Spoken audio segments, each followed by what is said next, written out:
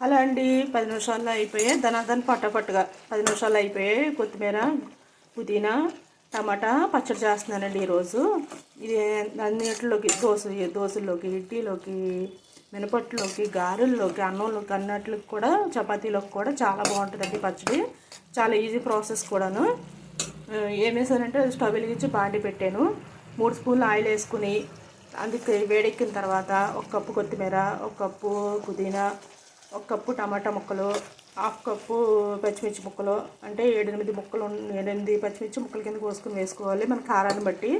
అలాగే సరిపడా ఉప్పు, 1/2 టేబుల్ స్పూన్ పసుపు, 1 టేబుల్ స్పూన్ జీలకర్ర, 1/2 టేబుల్ స్పూన్ మెంతులు, ఒక 7-8 వెల్లుల్లి రెబ్బలు వేసేసి మగ్గబెట్టేసుకుంటామేనండి. సిమ్లో 10 నిమిషాలు మగ్గబెట్టేసుకుని మిక్సీ పట్టేసుకుంటే దనాదన పట్టపట్లు అయిపోయి కొత్తిమీర, పుదీనా, టమాటో చట్నీ రెడీ.